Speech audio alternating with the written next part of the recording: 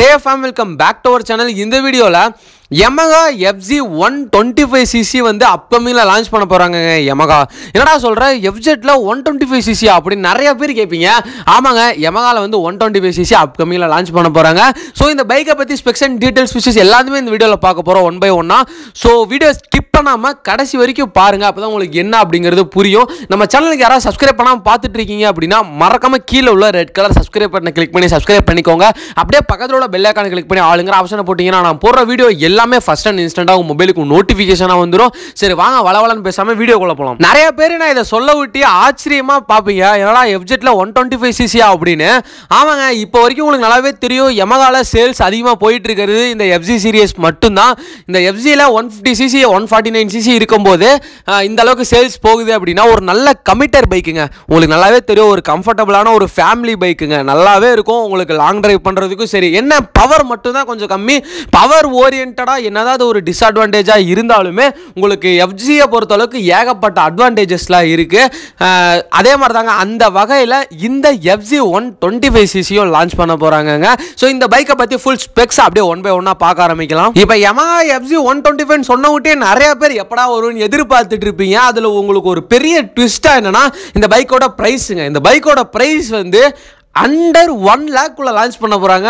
ரொம்பவே சந்தோஷமா இருக்கு. நான் ஒரு அண்டர் 1 lakh அப்படிங்கும்போது ஒரு நல்ல கமிட்டர் பைக், ஒரு எப்படி சொல்றது, எல்லாத்துக்குமே FZ அப்படின்னா அவங்க ஒரு நேம் பண்ணி வச்சிருப்பாங்க. ஸோ அந்த FZல ஒரு 125cc ஒரு பைக் லான்ச் ஆக போகுது அப்படிங்கிறது ரொம்பவே ஒரு நல்ல விஷயம் தாங்க. ஏன்னா 125cc இப்போ இருக்கிற பைக்ஸ் எல்லாம் விட MTலே 125cc வந்து லான்ச் பண்ண போறாங்க. அதே அந்த இதில் தான் இப்போ வந்து உங்களுக்கு FZலயும் 125cc லான்ச் பண்ண போறாங்க. நான் அண்டர் 1 lakhன்னு சொன்னது வந்து ஒரு பேஸ் வேரியன்ட்டுங்க.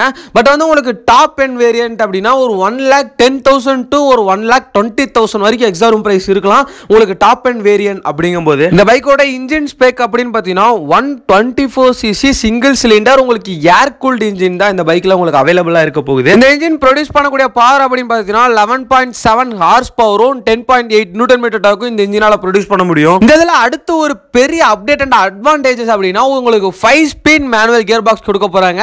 நம்ம எல்லாத்துக்குமே நல்லாவே தெரியுங்க, உங்களுக்கு 125cc 5 speed manual gear box அப்படிங்கும்போது உங்களுக்கு டாப் அண்டும் சரி இனிஷியல் பிக்கப் வேற மாதிரி இருக்கும். அதோட மைலேஜ் ரொம்பவே அதிகமாக கிடைக்கும். ஸோ அதே தாங்க இந்த பைக்கில் உங்களுக்கு 5 ஸ்பீட் மேனுவல் கியர் பாக்ஸ் பயன்படுத்தி இருக்காங்க. இதில் ஒரு இம்பார்ட்டன்டான விஷயம் என்ன அப்படின்னா, இப்போ உங்களுக்கு நல்லாவே தெரியும் FZ version 1 version 2 version 3 version 4 எல்லாமே. ஸோ இந்த எல்லா வெர்ஷன்ஸ் உள்ள அந்த இன்ஜினை தான் இந்த பைக்குக்கு கொண்டு வர போறாங்களா அப்படின்னு கேட்டிங்கன்னா இந்த இன்ஜின்ஸ் எதுவுமே கொண்டு வர போறதில்ல. ஏன்னா மைலேஜ் அப்படிங்கிறது நிறைய பேருக்கு கிடைக்கிறது இல்லை. எக்கனாமி மோட்ல ஓட்டினா இப்போ நான் வச்சிருக்க நம்மளோட வண்டிக்கே பார்த்தீங்கன்னா 55 கிலோமீட்டர் தாராளமாக தருவாங்க எக்கனாமி மோட்லேயே ஓட்டினால். அப்படின்னா சிங்கிள் பர்சனாக ஓட்டினீங்க அப்படின்னா எனக்கு 55 கிட்ட தருது.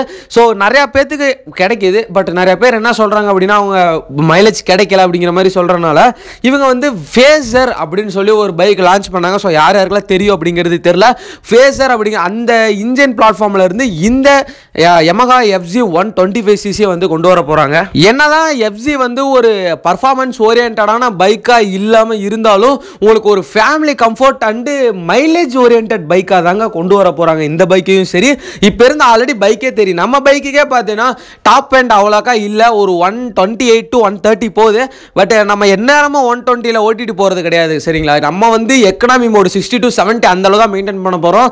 என்னை பொறுத்தளவுக்கு எனக்கு பர்ஃபார்மன்ஸ் தேவை கிடையாது. எனக்கேற்ற பர்ஃபார்மன்ஸ் அதில் இருக்கு. நான் எவ்வளோ பர்ஃபார்மன்ஸ் எதிர்பார்த்தனோ எனக்கு அந்த பர்ஃபார்மன்ஸ் போதும். ஏன்னா வெரைட்டி நான் ஓட்ட போகிறது கிடையாது பைக்கை. பட் ஃபேமிலி கம்ஃபர்ட் என் பைக்கில் வேற மாதிரி இருக்குங்க. அதாவது FZல வந்து வேற மாதிரி இருக்கு.